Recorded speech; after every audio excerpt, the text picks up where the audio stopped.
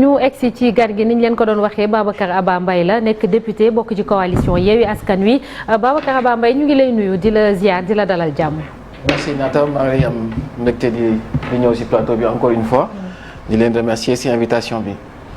aywa actualité bi gis nañ ko démb rek yée ngi doon jàkkaarloog taskatu xabaar yi di wax ci installation 14e législature bi waaye itam taxawaay bi ngeen nar a am ak kenn ci seen naataango di Barthélémy Dias ñu bàyyi Chérif mu door waxtaan wi laataa ñuy dellu si fii. waaw parce que semaine passée dafa am lu xew assemblée nationale bi ñu installé le bureau ak fal président bi ba jàppante am fa yàq matériel bi yow mi sax bokk nga ci ñi nga xamante ne daaj ngeen fay taabal dinañ ci ñëwaat.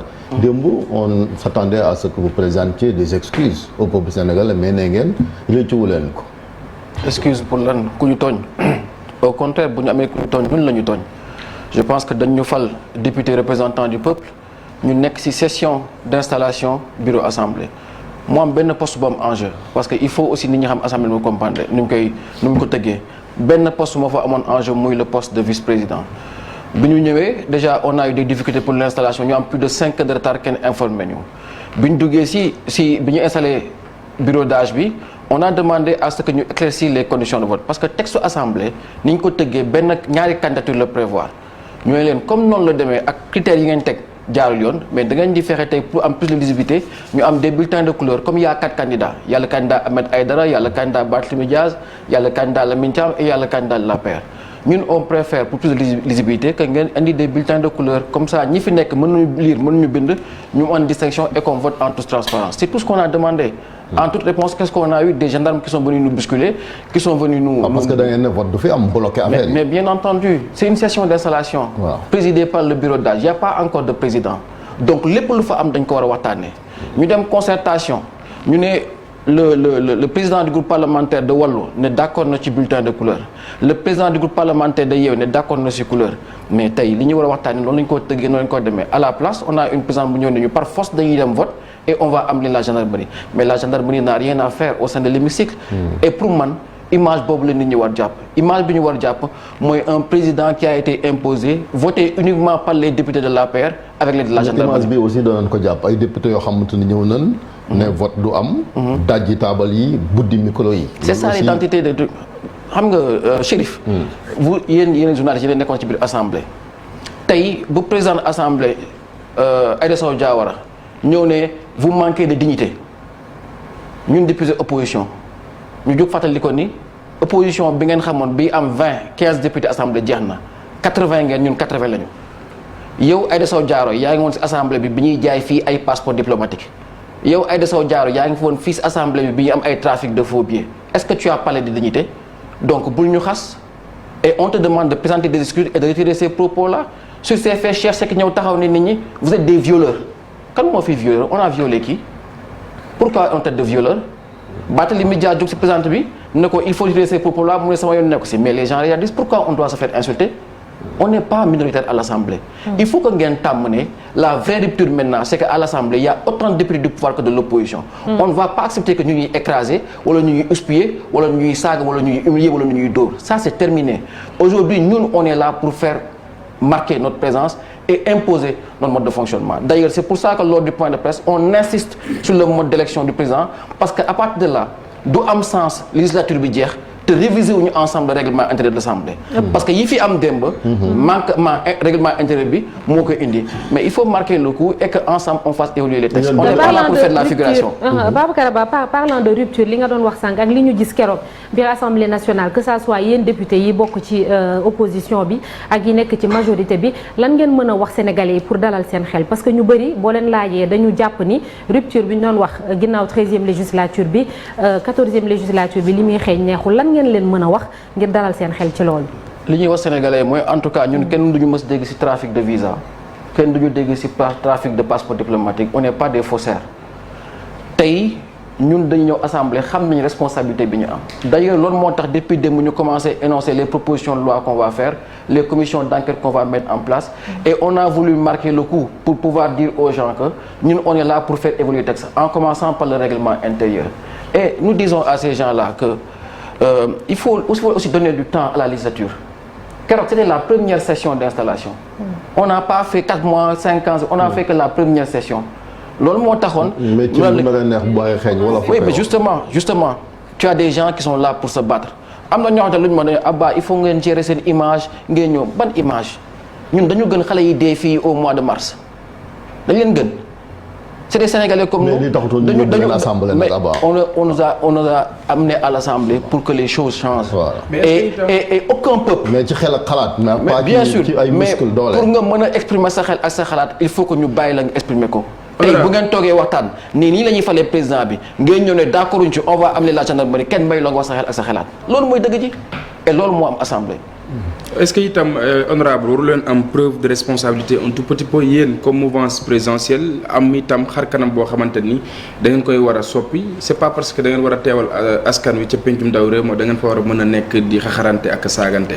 Cheikh kenn gënuñu responsable ñun mu ñu dem élection gagner ay département recueillir ay milliers de voix ñu ne ñu on n'est pas responsable on est plus que responsable on sait qui on est xam nañ li ñu jóbbu assemblée man quand j'étais candidat à Saint-Louis. J'étais un candidat sama adversaire man toog ne agent mairie nga mënoo gagner kenn j'ai battu un multimilliardaire le beau-frère du président le frère de la première dame parce que les populations ont confiance en nous loolu la ñu porté man j'ai gagné un département avec plus de 45 000 voix donc je suis pas à l'Assemblée di gérer samay images on est là pour impacter les débats bu ñu jógee ci lii c'est vrai que la session peut être douloureuse attendez chaque fois ñu wax regardez le Rwanda xool leen mais les Rwandais sont tués pendant 10 ans pour en être là Côte d'Ivoire 10 ans de guerre civile pour faire maintenant une croissance à 2 chiffres aucun peuple ne s'est changé dans la polémique Sénégal wax bi bu teyee ñu ne président assemblée suba gouvernement bu bees gannaaw suba Nabou Dash gannaaw coow changé wu réew pour changer il faut qu'on accepte de se faire mal dans ce pays là et qu'on dise les vérités et qu'on transgresse il faut qu'on sorte des camisoles de force et les changer les choses doivent changer et des fois ça peut ne pas arranger tout le monde ça peut ne pas plaire tout le monde mais il y a pas de peuple qui change sans se faire mal les images peuvent choquer certains mais on n'avait pas le choix. Mais c'est des mauvais exemples, il ne faut pas donner des Rwanda, Côte d'Ivoire, même c'est de mauvais exemples. Mais c'est pourtant, pour te dire, c'est ça l'extrême. Voilà, c'est ça l'extrême. Donc en quoi ce qu'on a fait ou la bataille qu'on peut mener pour les droits peut choquer certains. Il y a 1000 fois plus grave.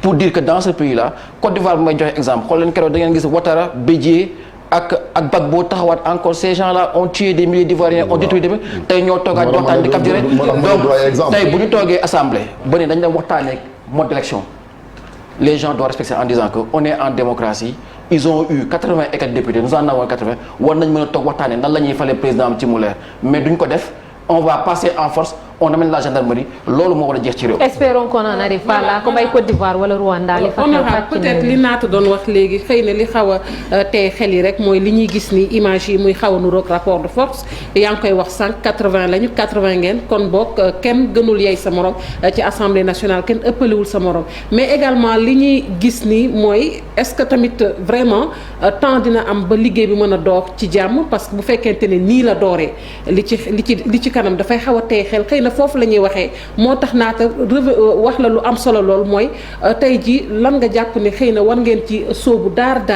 pour que vraiment image yi di circuler mu nekk loo xamante ne day féete ci ginnaaw parce que waru leen sax jël exemple ni gis nañu pays bi gis nañu nii ni ñuy doxalee déedéet nañu xool ñun suñu caada suñu culture suñu image ñun Sénégal nu muy doxee ñu sukkandiku ci image boobu mais bu ñu xool ci yeneen dëkk yi ni ñuy doxalee honorable moom laa lay wax yow li ngay wax ak li ma wax ñoo bokk man dama leen ne chaque fois dañuy jéem a xool ay dëkk en exemple ne xool leen pays bi alors que loolu pour ñu egg situation yooyu am na fu metti fu ñu jaar. non da nga wax léegi doguma la ci sa kàddu que y a des situations pires. xam nga boo waxee loolu rek kon dafay mel ni pour ñi xamante ne y a des gens qui veulent dramatiser mais c'est la suite du débat que vous tenez là les gens envahissent les plateaux manipulent l'opinion racontent du n'importe quoi alors que y a des situations pires dans c'est de la manipulation. Aujourd'hui tey fi ñu jëm assemblée lañu jëm bu ñu jógee fii on va aller en session budgétaire au mois d'octobre. Mais vous pensez que quand on va être 80 députés dañuy ñëw toog rek comme li daan am député bu ñëw ministre bu ñëw wax lu ko neex mais dem jóge fa mais non on va faire le travail parlementaire. mais moom la ñu la wax démb.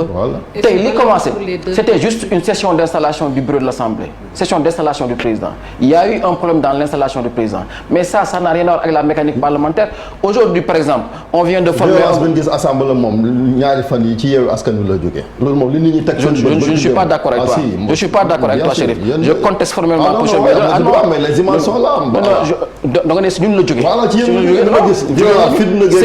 yéen si on nous avait respecté. donc li tax ma bëgg laaj question mooy Macky Sall mi ngi naan gouvernement de combat d'attaque yéen tamit ngeen di woote fitna donc finalement classe politique sénégalaise bi oote wuñu fitna. Chérif oote wuñu Chérif dañu ñëw am lu règlement intérieur bi teg ñun ñu ne dañu respecté règlement intérieur bi puisque instant boobu. mais dafa am lu ko indi avant règlement intérieur mooy les ministres yi nga xamante ni ils ont été nommés députés yéen da ngeen a bañoon net ñoom duñ voté. mais loolu question appel au règlement la Chérif boo duggee biir assemblée bu session bi commencé am nga droit wax luy appel au règlement nga ne lii d'accord ma ci ministres yi amuñu porté parce que constitution wax na lii parce que code électoral wax na lii ñun dañ jàpp ni dañu war a démissionner ils ont 8 jours. ñoom ñu ne 8 jours c'est à partir du jour d'installation oui, bien sûr. ñu ne leen ça dépend parce que article 51 règlement intérieur bi dafa ne député bi dès que conseil constitutionnel proclame les résultats am na unité parlementaire ku nekkul député noo koy jox unité parlementaire tey ñun li ñu wax dañ ko fa si texte mais dañu war ñëw tontu ñu nañu li ngeen wax tegu leen ko fenn pour nangam sangam mais loolu mooy débat bi mais la réponse c'est pas de dire on va aller au vote. On va aller au vote, c'est ça le problème. Le vote, mënuñu ñëw imposer ñu un vote sur des critères d'accord ñu ko parce que c'est une session d'installation. loolu la donc on n'est pas à l'origine de la violence su fekkoon mbir yi jaaree noonu lépp dañ koy waxtaanee direction. Et puis première responsabilité Chérif. On ne peut pas li fi am Sénégal mosu fi am. Pour la première fois ñëw assemblée bu Tembo mais avant ñu dem session d'installation gars yi waroon nañu woote waxtaan organiser ko mais nan nga mën a comprendre ñu ubbi session d'installation ñu oo ñu 10 heures ba 15 heures commencé wuñu. ñu naan ñu dañuy imprimer ay bulletins ak des trucs comme ça, ça veut dire qu'ils se sont pas préparés. C'est la faute à qui? À Yewwi? Non, arrête Chérif, c'est pas notre faute aussi. Marcel. Pour juste éclairer notre lanterne par rapport au choix que vous avez porté aux personnes de Barthélémy Diaz et de Ahmed Aïdara naka la demee d'aucuns n'ont pas compris le fait que ngeen dugal ñaari candidats si j'ose dire au poste de président de l'Assemblée nationale. dugaluñu ñaari candidat benn candidat la ñu am. et moom la communiqué Yewwi Askan Wi def. muy Barthélémy Toye Diaz. est-ce que xam nga bi ñu duggee ci salle bi Ahmed mu ngi woon ci salle bi Ahmed pour moom. dañuy bàyyi ba session bi ibbi ñu ne ku bëgg nekk candidat mu yit loxo ñun ñoo dem ne Ahmed attention Ahmed il faut nga dem comme on a déjà déposé le groupe parlementaire nga dem déposer sa candidature auprès du secrétariat général. Et vous savez que Birame Souleye président du groupe parlementaire bi bind déclaration de candidature Barthélémy Dias moo bind moo Ahmed jàppale ko mu bind déclaration de candidature ñu déposé ko parce que on n'a pas cette relation de truc on est en démocratie am na loo xamante ne sénégalais moom ko ñun députés yu ñu fal ñoo ko moom. On est 56 députés de Yewwi. Si Yewwi nous dit il faut voter Barthélémy Toye Dias, man ma loyauté me dit je vais voter Barthélémy Toye Dias parce que loolu la Yewwi wax. Mais keneen ku am liberté def leneen. Est-ce que dans un souci d'unité dans votre coalition mënoo leen woon xelal Ahmed Aïdara peut-être mu dafa mel ni il y a deux camps peut-être qui def nañ séminaire la veille jóg na expliquer ay arguments am Barthélémy Dias jóg expliquer ay arguments am leaders yi ñoo waroon waxtaan li ci des. bi ñu xëyee matin ñoom les leaders ont fait un communiqué pour informer l'opinion que seen candidat c'est Barthélémy Dias. Maintenant Ahmed Aïdara est un citoyen libre quand même. Et quelqu'un qui a été élu. Donc vous n'êtes pas des députés du peuple mais des leaders. Non, il faut pas faire l'amalgame. Non, c'est ça. Des fois l'opposition, c'est ça que le reproche au pouvoir. Macky Sall même c'est ça aussi.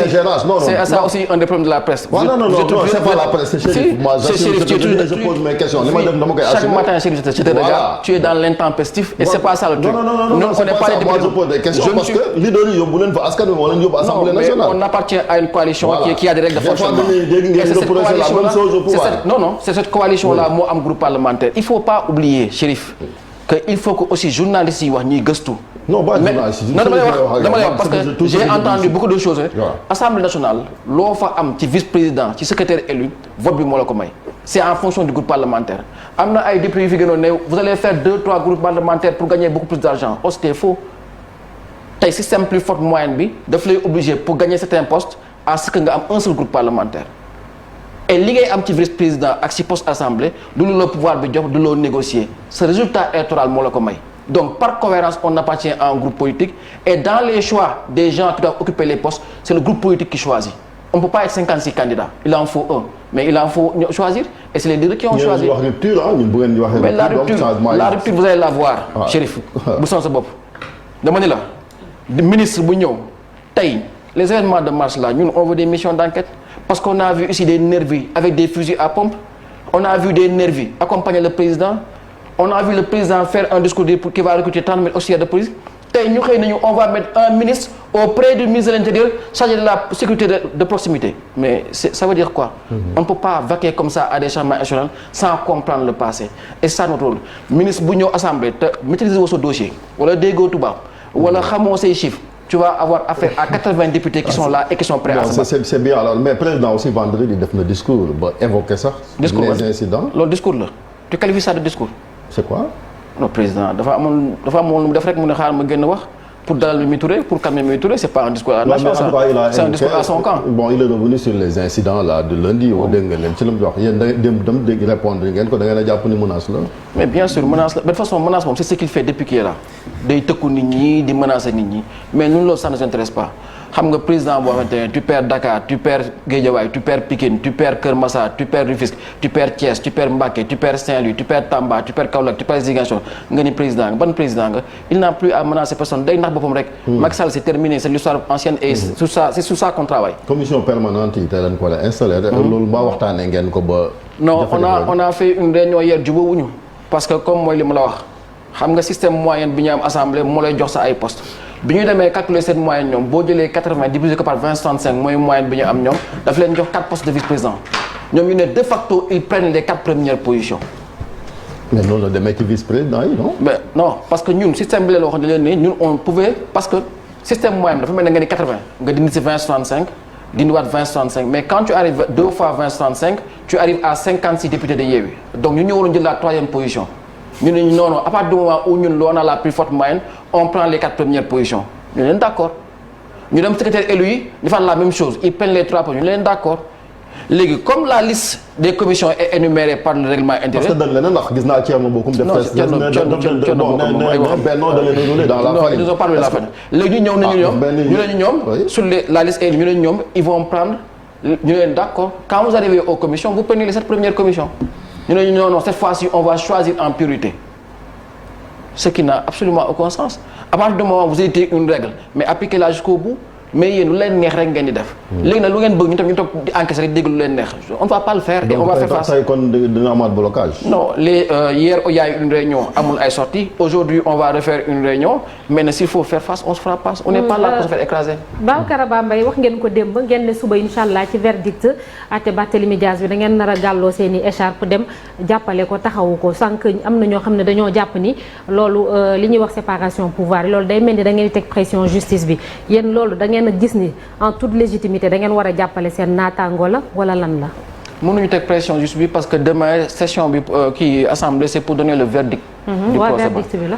donc on peut pas mettre la pression sur des gens qui ont déjà décidé mais ñun on considère que cette histoire-là elle doit cesser. parce que nag entre-temps depuis lors qu'est-ce qui s'est passé pour man tribunal homme politique c'est l'électorat. quelqu'un comme Ismaïla Madior Fall jàng na def na lu mu war def yëpp c'est un professeur mais ñaata yoon la dem il n'a pas été élu entre-temps Barthélémy Dias a été élu maire de Dakar avec plus de 100 000 voix il a été réélu député je pense que depuis cette histoire-là il est temps qu'on arrête épée bi ñu teg ci kaw Barthélémy Dias comme aussi il faut qu'on travaille sur le statut de l'élu local aujourd'hui on peut pas être un maire et c'est valable pour Barthélémy c'est valable pour tous les autres maires pour des faits comptables annexes yu kenn xamul on peut te mettre en prison alors que un député qui peut être élu avec 30 000 voix a une immunité parlementaire je pense que c'est des débats qu'on doit je pense que c'est le débat c'est un débat qui se pose comme le débat du cumul de mandats se pose à nous c'est autant de choses qui se posent et qu'on doit apprendre à traiter à discuter à échanger il y a même pas 2 jours en France les gens ont réintroduit une loi pour permettre le cumul maintenant de députés et de postes de maire parce qu'ils se sont rendus compte bi en marche ñëwee avec des députés qui n'avaient pas de mandats locaux mais leur assemblée est devenue hors sol donc pour rester connecté aux réalités on a besoin de renforcer nos exécutifs locaux de renforcer les maires et c'est des débats qui se posent à nous par rapport à tout ce qu'on a vécu et par rapport à une vécu bi ñu am politique c'est des débats qu'on va porter à l'Assemblée mais franchement cette histoire Barthélémy Dias là doit cesser ce garçon a été élu réélu il est porteur d'une légitimité je pense que arrêtons cette histoire là et avançons vers l'avenir. kon cumul yi dañ ci taxawaat parce que jur na déjà benn polémique yéen ci Yewwi Askan Wi ngeen nekk Pastef ñoom ne woon nañ cumul yi dañ ko contre ba waroon koo jëfee mais gis na ni nekkuñ ci yoon boobu yow kon dafa mel ni àndoo ci ñi nga xamante dañoo jàpp ni cumul warul am.